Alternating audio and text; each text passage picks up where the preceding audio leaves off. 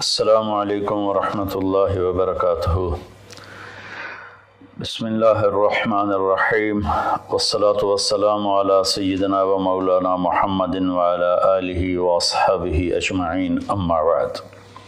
میرے محترم بھائیوں، دوستوں، بہنوں، بچوں، بچیوں اور تمام امت مسلمہ اور خاص طور پر اہل پاکستان، ہم سب کے لیے مبارک موقع ہے کہ اللہ تعالیٰ ہمیں رمضان کے استقبال کے لیے اللہ نے ہمیں مہلت دی، ہم زندہ ہیں، اور اللہ کرے کہ رمضان سب کو نصیب ہو۔ رمضان ایک خاص مہینہ ہے جو اللہ کی رحمتوں کو لینے کا ہے۔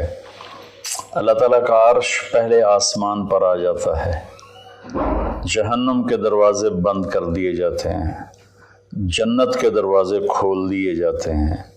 یہ پہلے کسی امت کے لیے نہیں تھا۔ ان کا روزہ مشقت والا تھا، افطاری سے افطاری۔ ہمارا روزہ اس کے مقابلے میں بہت آسان ہے، سحری بھی افطاری بھی۔ ان کی نماز تراویح نہیں تھی، ہماری نماز تراویح ہے قرآن سننے کے لیے، قرآن کو زندہ رکھنے کے لیے۔ تو اللہ تعالیٰ کی طرف سے اعلان ہوتا ہے، 24 گھنٹے دن رات یہ اعلان ہوتا ہے، حل من مستغفر فاغفر له، حل من تائب فاتوب علیہ، حل من سائل فاعطیہ۔ یہ 3 آوازیں 24 گھنٹے چلتی ہیں آسمانوں پر۔ کوئی ہے معافی مانگنے والا، میں اسے معاف کروں، کوئی ہے توبہ کرنے والا، میں اس کی توبہ کو قبول کروں، کوئی ہے مجھ سے مانگنے والا کہ میں اسے عطا کروں۔ اور پھر ایک فرشتہ اعلان کرتا ہے، یا باغ الخیر اقبل، اے نیکی کے چاہنے والے زور لگا، آگے بڑھا۔ اور دوسرا فرشتہ اعلان کرتا ہے، یا باغ الشر ادبر، اے گناہوں میں ڈوبے ہوئے انسان واپس آ جا، اللہ کی چھاؤں میں آ جا، اللہ کی رحمت میں آ جا، اللہ کی بخشش کی چادر میں اپنے آپ کو چھپا لے۔ اور اس میں فرض 70 فرض کے برابر ہو جاتا ہے، نفل فرض کے برابر ہو جاتا ہے۔ اور حضرت علی رضی اللہ تعالیٰ عنہ علیہ السلام کا فرمان ہے کہ کوئی شخص ایک فرض روزہ چھوڑ دے، پھر اس کی قضا میں قیامت تک عملی نفلی روزے رکھتا رہے تو اس ایک فرض کو نہیں پہنچ سکتا۔ تو سارے دوستوں سے درخواست ہے کہ روزے کا اہتمام فرمائیں اور اللہ کی رحمت کو لوٹ لیں۔ اور میں ایک حدیث سناتا ہوں کہ میرے نبی نے کس طرح رمضان کا استقبال کیا۔ آپ ممبر پر تشریف لائے، خصوصی طور پر جمع کیا، یا جمعہ کا خطبہ تھا تو آپ خطبہ بیٹھ کے نہیں دیتے تھے، کھڑے ہو کے دیتے تھے، چونکہ آپ کا خطبہ مختصر ہوتا تھا۔ تو آپ نے فرمایا، ماذا یستقبلکم وماذا تستقبلون، وہ کون آ رہا ہے؟ مفہوم ہے، لفظی ترجمانی مفہوم مدر۔ ہم نے کہا وہ کون آ رہا ہے اور تم کس کی طرف جا رہے ہو؟ سب یوں ہو گئے۔ پھر آپ نے کہا، ماذا یستقبلکم وماذا تستقبلون، وہ کون آ رہا ہے اور تم کس کی طرف جا رہے ہو؟ سارے صحابہ میں ہلچل مچ گئی۔ تیسری دفعہ، ماذا یستقبلکم وماذا تستقبلون، وہ کون آ رہا ہے، کس کی طرف جا رہے ہو؟ سارے پیچھے مڑ مڑ کے دیکھیں، پیچھے تو کوئی بھی نہیں۔ تو حضرت عمر رضی اللہ تعالیٰ عنہ کھڑے ہوئے علیہ السلام، انہوں نے فرمایا، یا رسول اللہ اوحی نزل، یا رسول اللہ کوئی وحی آئی ہے؟ آپ نے فرمایا لا، کہ نہیں۔ اعدو حضر، اللہ نے آپ کو آنکھ دی ہے دیکھنے والی، تو کیا کوئی دشمن مدینے کی طرف آ رہا ہے اور آپ نے دیکھ لیا ہے اور وہ ہم پر حملہ کرنے آ رہا ہے، ہم تیاری کریں؟ آپ نے کہا اللہ، نہیں یہ بھی نہیں۔ تو انہوں نے پوچھا، بھائی یا رسول اللہ کون آ رہا ہے؟ تو آپ نے کہا رمضان آ رہا ہے۔ سبحان اللہ، کیا خوبصورت انداز تھا متوجہ کرنے کا، عظمت بٹھانے کا، ہیبت بٹھانے کا رمضان آ رہا ہے۔ پھر آپ نے اس کے فضائل سنائے کہ اس میں جنت کے دروازے کھل جاتے ہیں، جہنم کے دروازے بند ہو جاتے ہیں، اور جنت کی حوریں اللہ سے دعا کرتی ہیں یا اللہ اس رمضان میں اپنے نیک بندوں میں ہمارے شوہر ہمارے لیے منتخب فرما اور ان کے ذریعے ہماری آنکھیں ٹھنڈی فرما۔ اور جہنم کے سارے دروازے بند ہو جاتے ہیں، شیطان قید ہو جاتا ہے۔ اور اس رمضان کا مطلب ہے جلنا، رمض یرمز، جلنا۔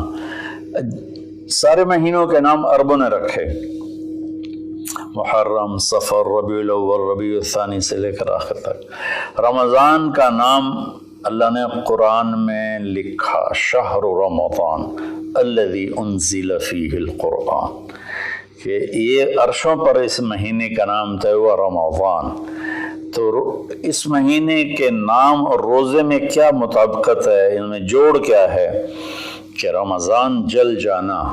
اس میں جب کوئی روزہ رکھنے والا، روزہ رکھنے والی جب روزے رکھتا جاتا ہے تو اس کے گناہ پچھلے سال کے جلتے جاتے ہیں، جلتے جاتے ہیں، جلتے جاتے ہیں، یہاں تک کہ اللہ جیسے لوہے کو صاف کیا جاتا ہے آگ سے، اور دھاتوں کو صاف کیا جاتا ہے آگ سے، اور ظاہری میل کو صاف کیا جاتا ہے پانی سے، تو پورے سال میں جو گندگیاں ہمارے اندر گھس جاتی ہیں، کبھی حسد، کبھی بغض، کبھی کینہ، کبھی کچھ، تو اللہ تعالیٰ اس کو اندر سے کھینچ کے باہر نکال کے صاف کر دیتا ہے۔ اور عید کی رات کہتا ہے کہ فرشتوں سے جن مزدوروں نے مزدوری پوری کر دی ہو تو اس کا کیا، اس کے ساتھ کیا ہونا چاہیے، تو سب نے عرض کیا اس کو مزدوری ملنی چاہیے۔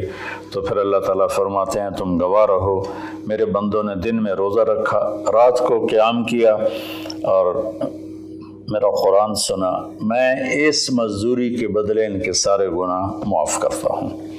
تو میری درخواست ہے تمام بہن بھائیوں سے کہ ہم اس کی تیاری کریں۔ ایک تیاری ہوتی ہے ظاہری جو ہم چیزیں اکٹھی کرتے ہیں، ایک تیاری وہ ہے جس کے بغیر ہمارا روزہ قبول نہیں ہوگا۔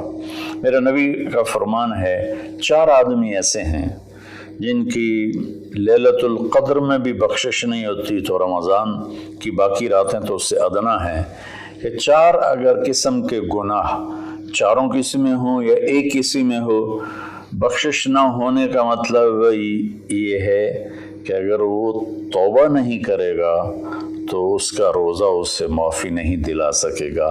توبہ کرنے پر تو کفر معاف ہو جاتا ہے، توبہ کرنے پر تو شرک معاف ہو جاتا ہے، ہر بڑے سے بڑا گناہ معاف ہو جاتا ہے۔ اور اللہ کی رحمت کا بتاؤں، میرے نبی کا فرمان ہے ما اصر من استغفر وین عاد فی اليوم 70 مرۃ۔ چند دن پہلے ایک نوجوان نے مجھے فون کیا، مولانا بڑی توبہ کرتا ہوں پھر گناہ ہو جاتا ہے، 10-15 دن سے اوپر نہیں گزرتا ہے پھر گناہ ہو جاتا ہے، پھر توبہ کرتا ہوں تو یہ توبہ کا مذاق ہے، میری بخشش نہیں ہوگی۔ وہ دوڑ رونے لگا ٹیلی فون پر۔ تو جب تھوڑا اس کے آنسو روکے تو میں نے اس کا بیٹا تو میں ایک حدیث سناتا ہوں کہ میرے نبی کا فرمان ہے جو دن میں 70 دفعہ توبہ توڑے، اور 70 سے مراد 10 7 70 نہیں، عربی میں 70 سے مراد ہوتا بے شمار۔ میرے نبی نے فرمایا کہ جو دن میں 70 دفعہ توبہ توڑے اور پھر توبہ کر لے سچے دل کے ساتھ، تو میرے رب کی نظروں میں وہ محبوب ہے، وہ اس کا پیارا ہے، چاہے وہ بار بار توبہ توڑتا ہے لیکن اس کے بعد وہ روتا ہے، معافی مانگتا ہے، اور آخری سانس تک اللہ نے توبہ کا دروازہ کھلا رکھا ہے۔ باب التوبۃ مفتوح ما لم یغرغر، جب تک گلے کا وہ گھنگرو بند نہیں ہوتا اس وقت تک اللہ تعالیٰ بندے کی توبہ کے لیے دروازہ کھول کے بیٹھا ہوتا ہے۔ موت نظر آنے لگے پھر کہے یا اللہ میری توبہ، تو وہ قبول نہیں ہے، لیکن اس سے 1 منٹ پہلے اسے پتہ نہ ہو وہ توبہ کر لے تو اللہ اس کی توبہ معاف کرتا ہے۔ میں ایک دفعہ جماعت میں گیا نواب شاہ، تو ایک گھر میں بڑے وڈیروں کو اکٹھا کیا، تو آخر میں توبہ کراتا ہوں، کہو یا اللہ میری توبہ، یا اللہ میری توبہ، یا اللہ میری توبہ۔ تو اس میں ایک وڈیرا صاحب تھے، بڑی بڑی مونچھیں تھیں، بڑا ہیوی ویٹ، ان کی آواز سب سے بلند تھی، یا اللہ میری توبہ، یا اللہ میری توبہ، یا اللہ میری، اور ساتھ رو رہے تھے زار و قطار۔ واہ میرے رب! یہ بیان تھا ظہر سے پہلے۔ وہ گھر گئے ہیں اور رات کو ان کو ہارٹ اٹیک ہوا اور ان کا انتقال ہو گیا۔ ساری زندگی نافرمانی میں تھی۔ مجھے لوگوں نے بتایا کہ وہ بڑے کوئی اچھا زندگی کا رخ نہیں تھا، لیکن میں یقین سے کہتا ہوں کہ اس دن کی ان کی توبہ نے ان کو اللہ کی بارگاہ میں محبوب بنا دیا، مقرب بنا دیا۔ تو میں صرف 4 باتیں ہیں میرے بھائی بہنوں۔ ایک ہے مدمن خمرن، جو مستقل شرابی ہو اور شراب کا عادی ہو، اس کی رمضان کے روزے سے بخشش نہیں ہوتی۔ عاق لوالدیہ، جو والدین کو پرزے کر دے۔ والدین کا اونچا بول کبھی کبھی بولا جاتا ہے، کبھی بدتمیزی ہو جاتی ہے، اس کو نافرمانی نہیں کہتے۔ جو اپنے والدین کے دل کے ٹکڑے آنکھ پھاڑنے کو کہتے ہیں۔ یہاں اللہ تعالیٰ نے، اللہ کے نبی نے نافرمانی کا لفظ استعمال نہیں کیا، بلکہ حقوق کا مطلب کسی چیز کو پھاڑ کے پرزے کر دینا۔ تو جو ماں باپ کو اتنا زخمی کرے کہ ان کی آہیں نکلیں، ان کے آنسو نکلیں، اس کی بھی بخشش نہیں ہوگی۔ تیسرا، جو قاطع الرحم، جو رشتہ داروں سے لڑتا رہتا ہو، کسی سے نہ بنا کے رکھے، نہ بھائی سے، نہ بہنوں سے، نہ چاچے سے، نہ مامے سے۔ ماں اور باپ کی طرف سے جتنے رشتے ہیں وہ رشتے ذوی الارحام کہلاتے ہیں۔ جو ان رشتوں کو توڑتا ہے اور ان سے لڑتا بھڑتا ہے، اپنے آپ کو سپیریئر سمجھتا ہے، یہ سب گند ہے، یہ سب ایسے ہیں، ایک اس کی بخشش نہیں ہوتی۔ اور چوتھا ہے المشاحن، جو دل میں کسی کے لیے بغض پالتا ہو، نفرت رکھتا ہو، حسد رکھتا ہو۔ المشاحن کا لفظ ان ساری چیزوں پر ہے۔ تو میرے بھائی بہنوں، اس میں جو چیز سب سے زیادہ عام ہے نا، وہ آخری ہے۔ ہر آدمی شرابی نہیں ہے، اللہ کا فضل ہے، کروڑوں مسلمانوں نے کبھی شراب کو دیکھا بھی نہیں ہے۔ ہر آدمی ماں باپ کا نافرمان نہیں ہے، ہر آدمی اپنے رشتہ داروں سے لڑا ہوا نہیں ہے، لیکن ہر آدمی اپنے دل میں کسی نہ کسی کا بغض پالے بیٹھا ہے، کسی نہ کسی کی نفرت لیے بیٹھا ہے، کسی نہ کسی کا حسد لیے بیٹھا ہے، کسی پر غصہ لیے بیٹھا ہے۔ یہ چونکہ انسان کی فطرت ہے کہ وہ منفی چیزوں کی طرف جلدی جاتا ہے، نیگیٹیویٹی کی طرف ایسے جاتا ہے جیسے پانی اوپر سے نیچے، اور پازیٹیو چیزوں کی طرف جانا مشکل ہوتا ہے جیسے نیچے سے اوپر جانا۔ تو اس میں پھر آدمی پھسل جاتا ہے۔ ایک اس ہمارے سوشل میڈیا نے اس طرح نفرت پھیلا دی ہے، جھوٹی باتیں کر کے، جھوٹے عنوان لگا کر۔ تو میری گزارش ہے سارے بہن بھائیوں سے، ہم رمضان کی تیاری کریں۔ کیا تیاری کریں؟ ہم اللہ نہ کرے کوئی شرابی ہو، کوئی ہے تو اللہ کے واسطے توبہ کر لے۔ اللہ نہ کرے کہ کوئی ماں باپ کا نافرمان ہو، ہیں بہت سے ہیں، کوئی ہیں تو وہ توبہ کر لیں۔ اللہ نہ کرے کوئی رشتہ داروں سے لڑتا رہتا ہو، کوئی ہے تو وہ توبہ کر لیں۔ میرا رب نہ کرے کہ ہمارے دلوں میں میل ہو، ہم اپنی میل کو صاف کر لیں۔ میرے نبی نے فرمایا کہ اے میرے بیٹے انس، میری ایک عظیم الشان سنت ہے، میں شارٹ کٹ کر کے بتا رہا ہوں، اگر تو اس پہ قابو پا گیا تو جنت میں میرا ساتھی بن جائے گا۔ اور وہ یہ ہے کہ اس دل کو پوری دنیا کے انسانوں کے کھوٹ سے پاک کر دے۔ لیس فی قلبک غش لأحد فافعل۔ تو اس آخری مضمون پر میں گزارش کرتا ہوں، اپنی بات بھی ختم کرتا ہوں، کہ ہم ایک دوسرے کو معاف کریں۔ چونکہ ہمارا ملک تقسیم ہے بہت سے طبقات میں، مذہب کے نام پر بھی بے شمار طبقات ہیں اور نفرت سے بھرے ہوئے ہیں، سیاست کے نام پر بے شمار طبقات ہیں، نفرت سے بھرے ہوئے ہیں، قوم کے نام پر، زبان کے نام پر، اور बहमी आपस की रंजिशों के नाम पर छोटी छोटी बातों पर पूरा पाकिस्तान फिरा हूँ और कई दफ़ा फिरा हूँ। हमारे दिल बहुत ज़्यादा गंद से भरे हुए हैं। तो मैं सबके सामने हाथ जोड़ता हूँ, भाइयों अपने दिलों को साफ़ करो, सबको माफ़ करो।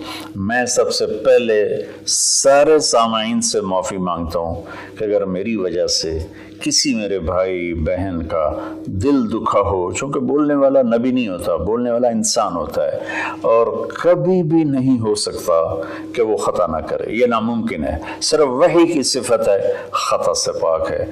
बाकी बड़ी से बड़ी किताब हो लिखने वाले या बोलने वाले की ज़बान हो, उससे ख़ता कबूल निकलता है।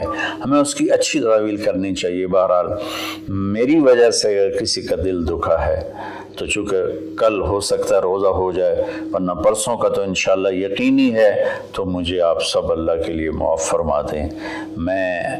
मैं नहीं चाहता हूँ कि मेरी वजह से मेरे किसी मुसलमान भाई बहन के दिल में कदूरत हो और मैं उसका सबब बनूं।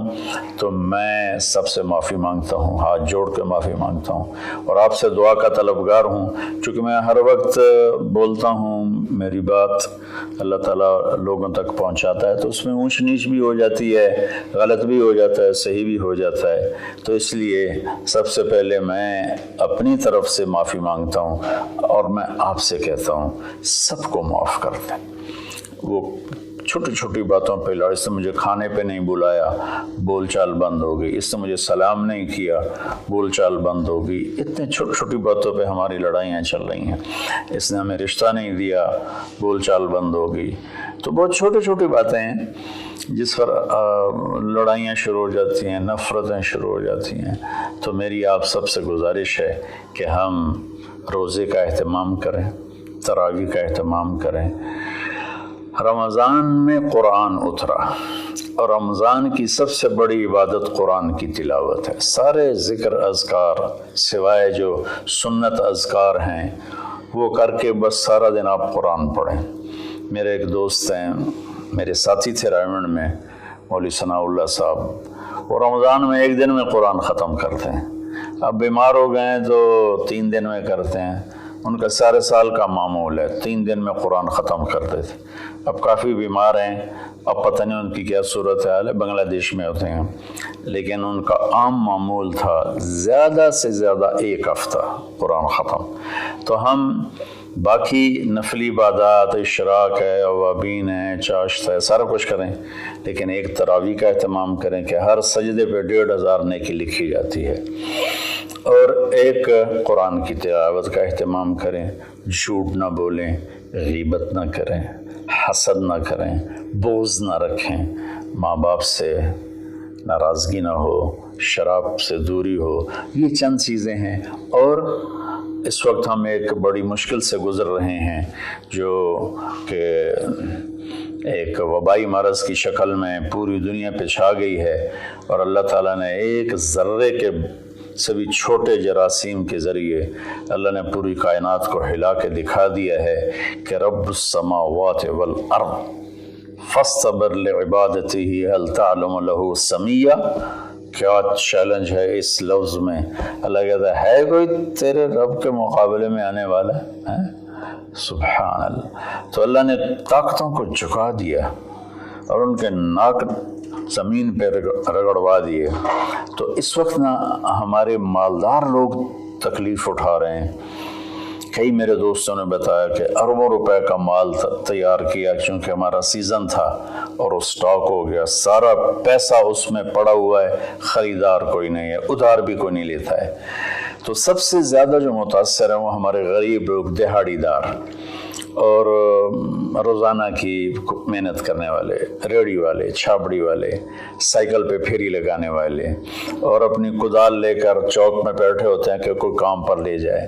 तो मैं हाथ जोड़ता हूँ, अपनी ज़कात जितनी आप निकाल सकते हैं इन गरीबों को ढूंढ ढूंढ कर इनके घरों तक पहुँचाएँ। चूँकि एक लॉकडाउन की शक्ल बनी हुई है तो احتیاط سے چلنا پھرنے کی تو اجازت ہے، گورنمنٹ نے دی ہوئی ہے۔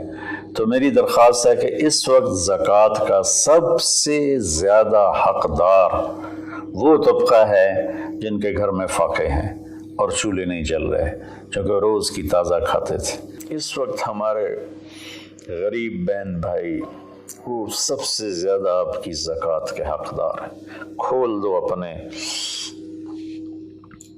تجوریوں کے دروازے، وہ اللہ کے نام پہ دو۔ اس وقت آپ کی زکوٰۃ، صدقات، خیرات ساری کی ساری ان کو جاتی، کھانے بنا بنا کے بھیجو، راشن کے پیکٹ بنا کے بھیجو۔ یہ اس وقت آپ کی نوافل سے بھی بڑی عبادت ہے، اور زکوٰۃ تو ویسی فرض ہے۔ تو اللہ تعالیٰ مجھے آپ کو اس رمضان میں زندہ بھی رکھے اور اس کے آداب کے مطابق ہمیں کام کرنے کی توفیق دے۔